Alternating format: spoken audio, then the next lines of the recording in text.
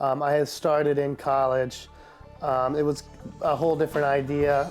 Then we were singing and playing bluegrass, but it was started basically as something fun to do.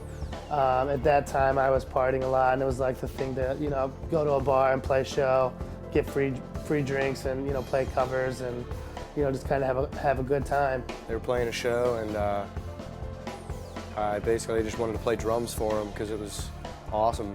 I just remember pumping my fist and raging pretty hard to some Ep3, and I definitely wanted to be up on stage playing drums with him.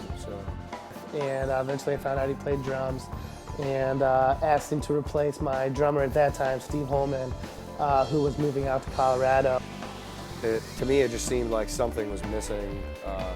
There was like something that I wanted to push for and kind of change, about Ep3, about the sound, or something like that. The situation was really perfect. I had no really prior knowledge that, this band opening had happened really, but it was really just right place, right time. Ended up trying out at a show at the Beachland Ballroom up in Cleveland.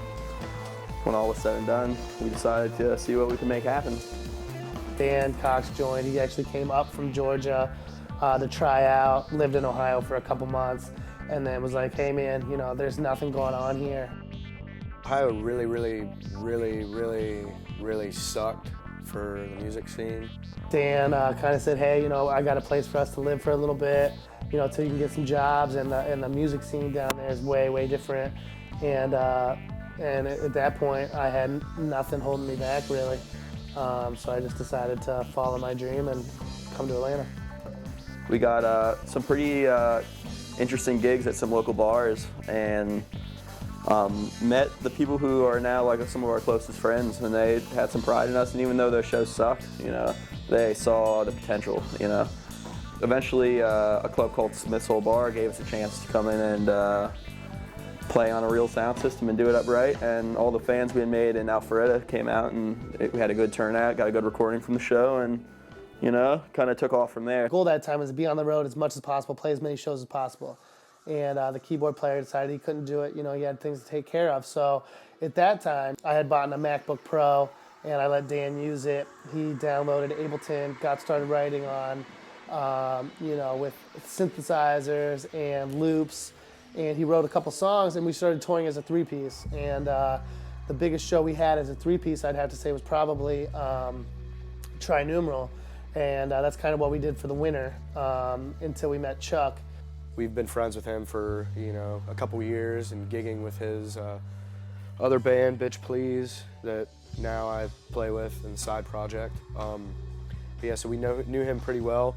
Played a show with his other band, Head Stash, and he ended up getting up with us on stage at the end of our show with Ep3. So it came out and probably played for 20 or 30 minutes, just all off the cuff, improv. And after the show, just straight up, I think Pat just went and asked him in front of his old band. Basically, after that night, I told all the guys in Head Stash, I said, hey, I'm sorry, but I'm stealing Chuck from you. 2 months later, he packed up shop and moved to Atlanta.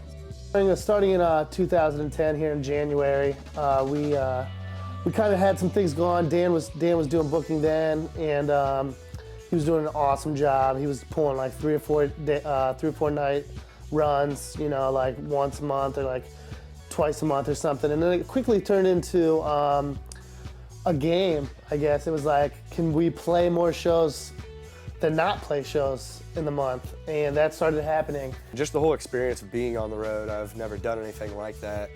The most we've ever done, I think maybe was like 2 weeks here and there, but we'd always stop back at home, do a pit stop, but it was pretty crazy basically being out for 3 months. We definitely got to come home here and there, but it was definitely crazy.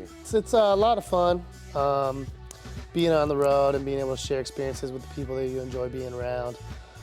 It does get very strenuous, and certain things come up that cause, certain problems. But, you kind of live to get over it. And even when we're pissed off at each other, like no matter what, when we're on stage, we just kind of forget all the bullshit. And, we're 4 dudes trying to play the best music you can play every night, so You know, not to say we don't have off nights sometimes, but you know, it's not really about momentum as much as it is about just going out and, you know, pushing what you're proud of every night, you know. We're going to go back into the studio, probably come out with a new EP with never heard tunes before. Leading into the spring, I would like to do another huge tour. Definitely get on some bigger festivals this year, I hope. You know, we really tried to put in our time and do this huge 3-month tour. I think it went very well, and hopefully that'll get us on a lot bigger bills. I think this will be our best year yet. You know, the exposure, we're getting more and more exposure. Right, people are finding out about our music, and we're still, you know, keeping a lot of it in-house. You know, trying to push this thing on our own terms. So I got a good feeling about 2011 for sure.